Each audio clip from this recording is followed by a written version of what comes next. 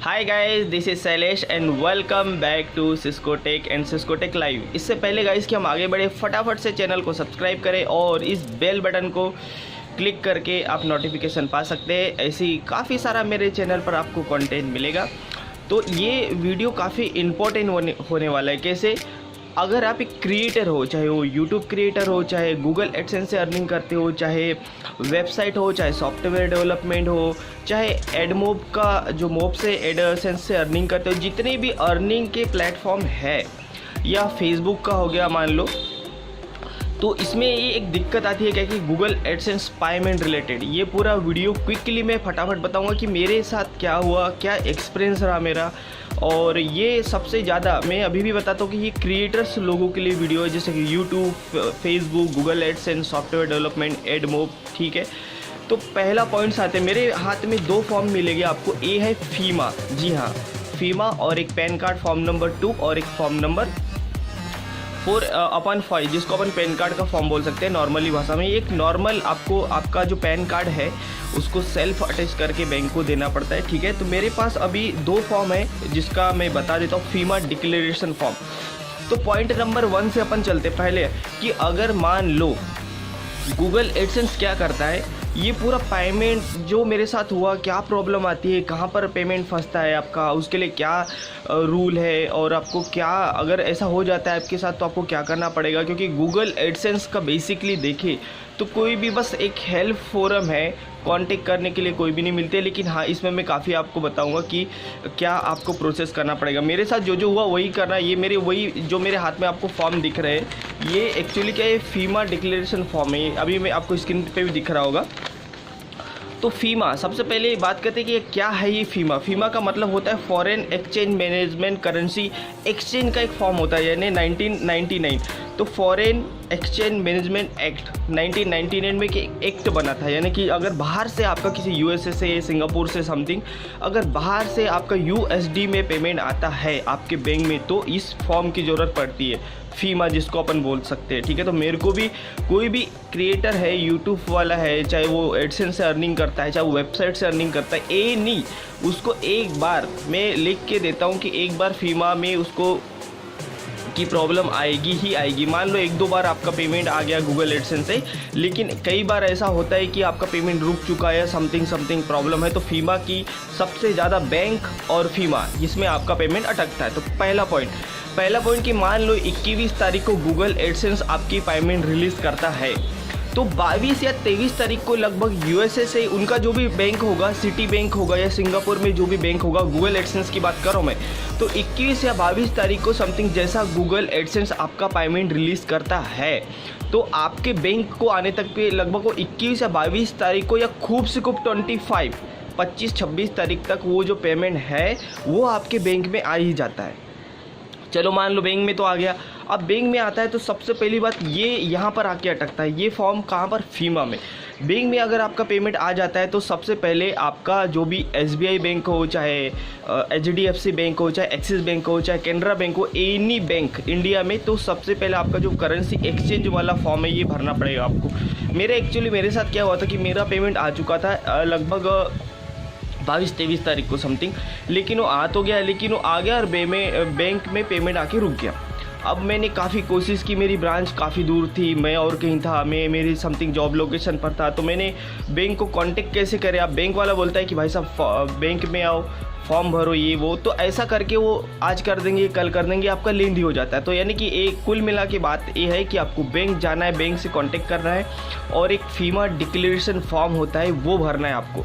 जितना भी आपका पेमेंट हो, शायद अगर मान लो 1 लाख से आपको ज़्यादा पेमेंट हो, कई सारे मैंने यूट्यूबर्स का भी सुना है, तो उनको फीमा तो भरना ही भरना पड़ेगा। या थोड़ा बहुत पेमेंट है 10, 5, 15, 20 हज़ार, तो आपको फीमा में कभी कभी क्या होता है कि बिना फीमा के भी पेमेंट आ जाता है, ऐसा केसेस भी है। मेरे साथ भी क्या होता है, 1-2 बार मुझे दिक्कत नहीं हुई, लेकिन अब सबसे ज़्यादा ये बैंक परेशान करने लग गए। मेरी एक्चुअली क्या है, पेमेंट आ चुकी थी, लेकिन बैंक ने उसे होल्ड कर रखा था। वाया क्यों भाई? फीमा डिक्लेरेशन के बाद। तो मैंने काफ़ी कोशिश की, बैंक को बोला भाई साहब मेरे का पेमेंट आ चुका है, क्यों नहीं दे रहे। तो उनका वही था कि आज कर देंगे, कल कर देंगे, और आपका फीमा में जाके फॉर्म अटका था। तो मैं फाइनली बैंक से कोशिश किया, रिक्वेस्ट किया, ईमेल आईडी, आपकी ब्रांच, सबसे ज़्यादा आपकी ब्रांच से आपको कांटेक्ट करना है, ठीक है। अब एक्चुअली क्या होता है, जितने भी बैंक है, चाहे वो HDFC बैंक हो, चाहे स्टेट बैंक ऑफ इंडिया हो, जहाँ भी अगर आपका बैंक कोई गाँव में है, जैसे कि मान लो कोई गाँव में है, और SBI ले लो, SBI बैंक आपका कोई गांव में है और आपने स्विफ्ट कोड कहाँ का, स्विफ्ट कोड क्या होता है, स्विफ्ट कोड से ही आपकी जो गूगल एडसेंस की अर्निंग या पेमेंट है, चाहे वो एनी वेबसाइट हो, चाहे यूट्यूब का हो, तो आपकी जो पेमेंट है वो जहाँ का स्विफ्ट कोड दिया है उस ब्रांच में आती है पेमेंट सबसे पहले। जी हाँ, आपको ध्यान रखना है, आपके वो दिख तो जाएगा, आपका वो पेमेंट आपके बैंक में आ चुका है। अगर बैंक में नहीं समझ पा रहा है कि यार कहाँ से पेमेंट आया, क्यों आया, तो जैसा ही गूगल एडसेंस आपको पेमेंट रिलीज़ करता है तो आपको एक मेल करता है फटाक से 21-22 को समथिंग कि congratulation your payment sent your bank something. तो उसके आपके गूगल एडसेंस के अकाउंट को लॉगिन करके आपके पेमेंट में जाना है। पेमेंट में जाने के बाद वो रिसिप्ट आपको डाउनलोड करके बैंक को दिखाना पड़ेगा। कई केसेस में ऐसा क्या होता है कि जैसे कि मान लो स्विफ्ट कोड, मान लो मैंने भोपाल का दिया, मेरी ब्रांच और कहीं थी गाँव में समथिंग, तो वो भोपाल में आके जहाँ का स्विफ्ट कोड दिया है वहाँ पर आपकी पेमेंट हाईलाइटेड होगी, ये ध्यान रखना है आपको। तो फिर कई केसेस में तो ऑटोमेटिक को रिलीज़ कर देते हैं आपका पेमेंट, स्विफ्ट कोड उनको सही लगा, ठीक है। फॉरेन डिपार्टमेंट होता है तो ये आपका वेरीफाई करके आपके बैंक अकाउंट में वो भेज देते हैं। लेकिन इन केस ये फीमा में अगर पेमेंट फंस गया तो फीमा में बहुत दिक्कत है भाई साहब। अगर आप मान लो कि ब्रांच से दूर हो, ब्रांच नहीं जा सकते, तो ब्रांच हेड ऑफिस जो होता है उनकी ईमेल आईडी पर कांटेक्ट करो, उनको बोलो कि भाई साहब मुझे मेल कर दो, तो फीमा डिक्लेरेशन फॉर्म आपको मेल करेंगे। तो आपको फीमा डिक्लेरेशन फॉर्म प्लस आपका पैन कार्ड सेल्फ अटेस्टेड करके इनको स्कैन करके ब्रांच की हेड ऑफिस, जो भी आपका बैंक ब्रांच होगा या जहाँ स्विफ्ट कोड में आपकी जहाँ पर पेमेंट अटकी होंगी, वो इनको वेरीफाई करके आपको भेजना है। वो इसे चेक करेंगे कि आपने फीमा डिक्लेरेशन फॉर्म भरा और आपका पैन कार्ड सेल्फ अटेस्टेड होना चाहिए। उसके बाद आपकी payment with in 10 to 15 working day में रिलीज़ होगी। ध्यान रखना है ये भी आपको, ठीक है। तो ये बेसिकली था कि मेरे साथ तो ऐसा हुआ कि जैसे कि मान लो मेरा पेमेंट आ चुका था, उसके बाद वो पेमेंट वहाँ पे आके होल्ड पे हो गई थी, यानी कि जब तक मैं फीमा डिक्लेरेशन फॉर्म नहीं भरूंगा वो पेमेंट रिलीज़ नहीं करेंगे। कुल मिला के एक तो ब्रांच आओ, अगर आप ब्रांच नहीं जा सकते हो तो आपका जो भी ब्रांच है, जो भी हेड ब्रांच है या स्विफ्ट कोड वाली ब्रांच है, वहाँ कॉन्टेक्ट करो उनकी ईमेल आईडी पर कि सर मेरा पेमेंट आया है, क्यों रुका है, वगैरह वगैरह। वो नहीं समझ पा रहे, कई बैंक में तो यही उन गाँव के जो बैंक होते हैं उनको पता ही नहीं कि यार कहाँ से पेमेंट आया, कैसे आया, उनको ट्रेस ही नहीं कर पाते हो। तो फिर एक्चुअली क्या होता है, गूगल एडसेंस से जो आपको मेल आता है वहाँ पर एक रिसिप्ट डाउनलोड करना है आपके गूगल एडसेंस के अकाउंट में, आपके रिसिप्ट को डाउनलोड करके वो उनको दिखाना है कि भाई साहब मेरा गूगल एडसेंस से वगैरह वगैरह फलाना दिखाना है, ये मेरा पेमेंट आया है और मेरा पेमेंट आपको रिलीज़ करना ज़रूरी है।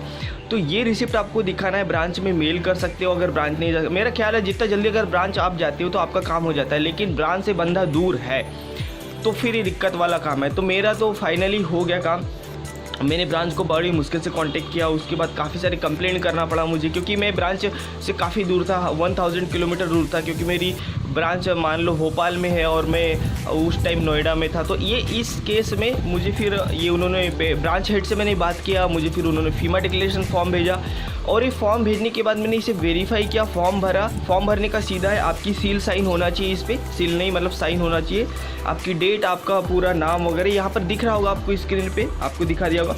तो फॉरेन एक्सचेंज मैनेजमेंट एक्ट 1999 में ही लागू हुआ था, 1999 में, ठीक है। उसी को बोलते हैं फीमा डिक्लेरेशन फॉर्म। ये अब सबसे ज़्यादा प्रॉब्लम बढ़ते जा रही है यूट्यूबर्स के साथ, जो वेबसाइट से अर्निंग करते हैं, जो सॉफ्टवेयर डेवलपमेंट वाले बंदे, ये अधिकतर केस में आपको फीमा भरना पड़ेगा। मेरे को ये आपको ध्यान रखना है ये बात, ठीक है। मेरे पास तो हर इस केस में आपको ये फीमा डिक्लेरेशन फॉर्म भी भरना पड़ेगा, foreign exchange currency management system जो होता है, ठीक है। अब पहली बात तो भी अगर मान लो ये तो हो गया कि पेमेंट रुका है, क्यों नहीं आया, ये मैंने आपको सब बता दिया क्या क्या करना है आपको, ठीक है। मेरा मानना है कि कौन सा, अब इसमें मेरे अनुसार, मेरे एक्सपीरियंस के अनुसार कौन सा बैंक यूज़ करें, तो मेरे अनुसार सबसे बड़ा इंडिया में देखा जाए बेसिकली तो SBI HDFC का ज़्यादा पंगा नहीं है, वो परेशान नहीं करते, आपकी पेमेंट रिलीज़ कर देते हैं। और SBI भी ठीक ठाक है। अगर कहीं गांव की ब्रांच आपने दे रखी है और आपका स्विफ्ट कोड मान लो कि इंदौर का है, जैसे कि यूनियन बैंक के केस में मध्य प्रदेश में एक ही स्विफ्ट कोड है किसका, यूनियन बैंक का। अगर आपने कोई भी ब्रांच दे रखी है तो वो स्विफ्ट कोड में आके इंदौर में पेमेंट आपकी अटक जाएगी, उसके बाद वो रिलीज़ होगा, चाहे वो फीमा भर के रिलीज़ हो या कई केसेस में तो बिना किसी दिक्कत के आ जाती है। चलो ये हो गया आप अपना पूरा डिटेल्स की आपको क्या क्यों कैसे करना है। इसके बाद भी पेमेंट आपका नहीं आया, आप बोल रहे हैं यार 21 तारीख हो गई, 22, 25 हो गई, 26 हो गई, 30 हो गई, 1-2 तारीख हो गई तो भी पेमेंट नहीं आया, तो आपको क्या करें। तो कई केस में क्या होता है 80% केस में गूगल रिलीज़ कर ही देता है पेमेंट। लेकिन अगर मान लो कि गूगल ने आपको मेल कर दे कि हाँ भैया आपका पेमेंट रिलीज़ हो गया है, लेकिन तो भी आपका नहीं आया, ब्रांच में भी आपने पूछ लिया पेमेंट, वो बोलते नहीं भैया आपका कोई पेमेंट नहीं आया, तो फिर आपको एक फॉर्म भरना पड़ेगा। वीडियो के नीचे मैं लिंक दे दूंगा, वायर ट्रांसफ़र ट्रबल शूटर। जी हाँ, वायर ट्रांसफ़र ट्रबल शूटर पर जाके पूरा वो फॉर्म भरना पड़ेगा आपको। उसके बाद जैसे कि उसमें आपका डेट, आपका गूगल एडसेंस की पब्लिशर आईडी, आपका नाम, आपका पूरा डिटेल, ईमेल आईडी, वही अकाउंट से ये फॉर्म भरना है जिस अकाउंट से आपका गूगल एडसेंस एक्टिव है। ध्यान रखना है आपको, है ना, उसी अकाउंट से ये फॉर्म भरना है आपको। लिंक वीडियो के लिए। ये कब करना है, जब आप बिल्कुल 15 दिन हो गए, परेशान हो गए, पेमेंट नहीं मिला, बैंक में आपने चेक कर लिया और अगर आपको मेल आ चुका है कि यार हाँ मेरी पेमेंट रिलीज़ कर दिए, तो इन केस में आपको सबसे लास्ट में वायर ट्रांसफ़र ट्रबल शूटिंग की जो टेक्निक है वो अपनाना है। ये फॉर्म भर के आपको गूगल एडसेंस के पास भेजना है, उनकी टीम चेक करेंगी और उसके बाद वो मेल आपको रिप्लाई आएगा कि आपको ये भैया हमने, फिर वो खुद की उनकी टीम आपको प्रॉपर कांटेक्ट करेगी, आपको पूरा ट्रांजैक्शन आईडी, पेमेंट आईडी, कब रिलीज़ हुआ पेमेंट, किस बैंक में गया, कहाँ से निकला, ये वगैरह वगैरह आपको फिर ये लेके आपको बैंक में जाना है जहाँ पर आपकी पेमेंट आती है, चाहे वो स्विफ्ट केड वाला बैंक हो, चाहे आपकी गांव की ब्रांच हो। तो फिर उस पेमेंट आईडी से आपको पेमेंट ट्रेस करेंगे और उसके बाद ये 15 वर्किंग डे में पेमेंट रिलीज़ होगा। ध्यान रखना है कब कांटेक्ट करना है आपको, 15 बिजनेस वर्किंग डे के बाद ही गूगल एडसेंस को आपको कांटेक्ट करना है। नीचे फॉर्म की लिंक आपको मिल जाएगी। ये मेरे साथ हुआ है, इसलिए मैं चाहता हूँ कि मेरा एक्सपीरियंस शेयर करूँ, क्योंकि मेरा पेमेंट आके अटक गया था। उसके बाद मैं काफ़ी परेशान हो गया, इस बैंक गया, उस बैंक गया, मैंने काफ़ी सारी कंप्लेंट की। उसके बाद कंप्लेंट करने से अच्छा है कि आप सबसे पहले ब्रांच को कांटेक्ट करो। ब्रांच में अगर पेमेंट, अधिकतर 80% केस में आपकी जो पेमेंट है वो ब्रांच में आके अटक जाती है फॉरेन डिपार्टमेंट में, फॉरेन करेंसी एक्सचेंज जो डिपार्टमेंट होता है, क्योंकि वो जो पेमेंट आती है आपकी USD में आती है और वो INR में कन्वर्ट होके बैंक का जो ट्रांजेक्शन चार्ज है, सर्विस चार्ज है, फॉरेन एक्सचेंज करेंसी चार्ज है, ये काट पीट के आपके अकाउंट में वो भेज देती है। अगर कई बार ऐसा होता है कि बिना किसी फीमा वीमा डिक्लेरेशन के भी पेमेंट आ जाता है, लेकिन कई केस में आजकल जो 2018-19 के बाद की बात बता रहा हूँ, आपका सबसे ज़्यादा फीमा में पेमेंट अटकता है। तो ठीक है, ये 2-4 टेक्निक थी गाइस जो मैंने आपको कोशिश किया बताने की। मेरे साथ क्या हुआ वो भी मैंने बताया कि मेरा फीमा में पेमेंट अटका था, तो मेरे को वही है कि मेरे को फॉर्म नंबर 2 बोलते हैं इसको, फीमा। और ये जो फॉर्म आपको दिख रहा है स्क्रीन पे, ये मेरे बैंक का फॉर्म है। हर किसी बैंक का हो सकता है आपका अलग हो, SBI का थोड़ा अलग हेडलाइन होती है, HDFC का अलग होता है, एक्सिस का, जो भी बैंक की जो फीमा डिक्लेरेशन के थोड़े अलग होते हैं, लेकिन वही है, आपको सेल्फ डिक्लेरेशन अटैचमेंट इसमें देना पड़ता है। ठीक है, चलो नेक्स्ट पॉइंट की ओर चलते हैं। अब मान लो कि अगर पेमेंट आपका रिलीज़ ही नहीं हुआ, रिलीज़ का मतलब कि गूगल एडसेंस से 21-22 को जो मेल आता है तो आपका पेमेंट रिलीज़ ही नहीं हुआ, तो आपको इसमें भी हड़बड़ी नहीं मचाना है। हड़बड़ी का मतलब कि 21-22 से लेकर के अगर पेमेंट रिलीज़ नहीं होता है, अभी नवंबर में आपने देखा होगा कि किसी का भी गूगल एडसेंस से पेमेंट रिलीज़ नहीं हुआ था, तो ये एक टेक्निकल प्रॉब्लम है। वो 27-28 को फिर गूगल एडसेंस ने सभी का पेमेंट रिलीज़ किया था, तो ये भी बात का आपको ध्यान रखना है। ठीक है, तो इसमें क्या होता है, कभी कभी बहुत कम केसेस होता है कि गूगल एडसेंस का पेमेंट आपको लेट देखने को मिलेगा, तो 21-22-23 तक के गूगल एडसेंस पेमेंट रिलीज़ कर देता है।